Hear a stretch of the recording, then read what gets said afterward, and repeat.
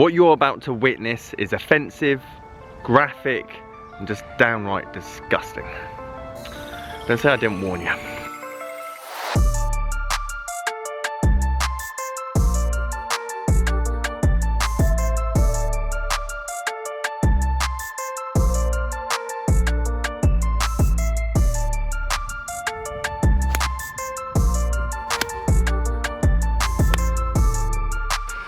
As he got quite a good price on them, £60 on the lot. Guys, how you doing? Welcome back to a brand new video. Simon down here at the lovely Sandford Springs Golf Club. We're going to go and hit these irons. Michael, fellow PGA Pro, got in contact with me, said would I be interested in them, and I obviously am. This is essentially golf club refurbishments gone wrong. Let's have a look at them. So Michael's a fellow PGA Pro up in Scotland. He got in contact. He got these as a trade-in against some other clubs that he was selling. Doesn't really use eBay that much because he got stung a few times. He knew that obviously I'm into golf club refurbishments anyway. He thought, is there anything I could do with them going forward? As he got quite a good price on them, £60 on the lot, which at face value you're thinking is an absolute steal, and I would agree. However, the closer I look at these irons, the more work that I start to see. Now, overall, if these perform, play with, everything else, then that is an absolute bargain. And he sold them to me for £60 as well. I obviously covered postage. The shafts are somewhat pitted. These are 2014 Apex irons. Any Apex iron, by the way, is fantastic, in good condition. The 2016 version, 2018, don't really mind. It's overall, it's like Callaway's version of the all-round club, like Titleist AP2, TaylorMade P790, whatever it is, powerful, and again, not necessarily looks like a massive game improvement iron. F3 iron, F3 graphite recoils here, and then lovely line grips on the back there. From this top half alone, I could probably sell that side of the club for more than I could with all of it. They're rusting, they're pitted. I'm not quite sure what's going on the bottom of the 5 and the 4 iron. You'll have to let me know in the comment section down below. Like, I don't know what that is at the bottom there. And to be honest, I sell a lot of golf clubs. But when I sell them, I want to make sure that they're in a good enough condition that someone's going to be able to get a good amount of use out of them going forward. The rust on the hosel, the pitting on the hosel does slightly worry me. I don't know if it's the eroding, the brushing, the polishing, I have no idea. But I thought it'd make a very interesting video for you guys to have a look at. And I'm sure I'm going to get quite a few emails going, Simon, I'll have those off you. Lovely little shot into the green there. First shot on the golf course since lockdown, so it's been about 6 weeks or so.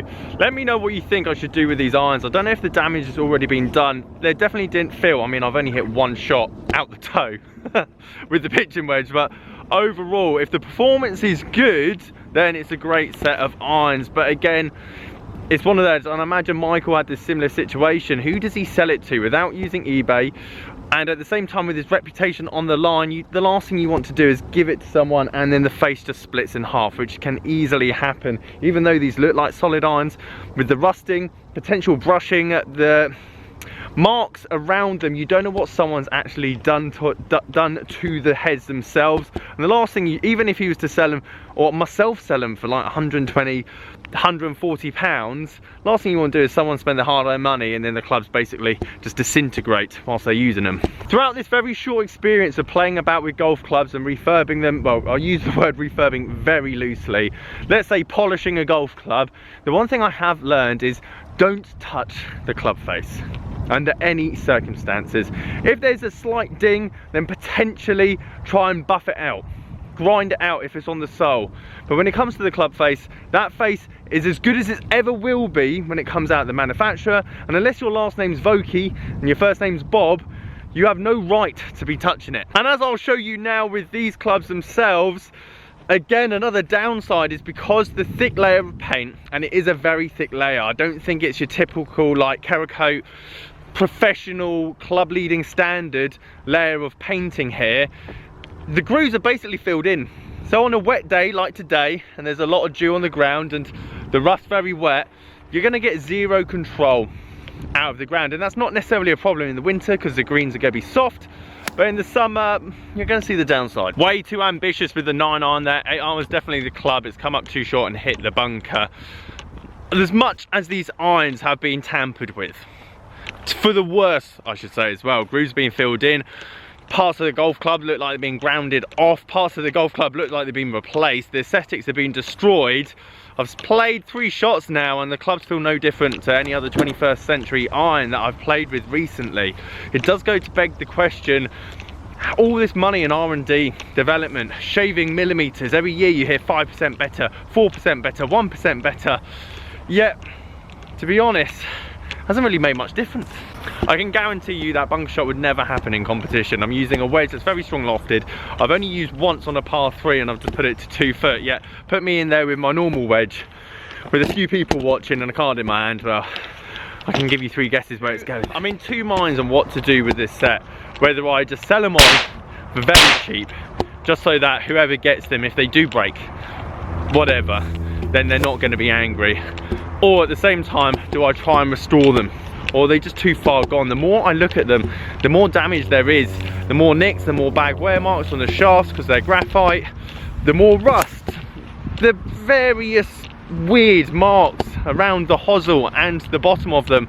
But then I tee the ball up and I hit them, they're as good as anything out there when you catch out the middle, if not out the, actually I can't tell the difference in terms of that's 2014 Apex iron and the 16 and the 18 that I tested last year when I did a comparison on both of them.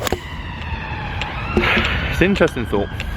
Right guys, I'm going to leave it there. Let me know your thoughts down below. What do you want to see? Do you want me to try, get all the paint off, clean them up? If there's anything we can do to the overall appearance and durability of the golf club, or shall I just sling them on, get rid of them, see you later? I would say, as the end topic of this video, Apex irons are a great set of irons, and if you can find a decent set intact, I should say, for around £200 to £250, you've got yourself a lovely little iron set that's going to last you for a very long time and give you everything that you need in terms of performance, forgiveness, control, whatever.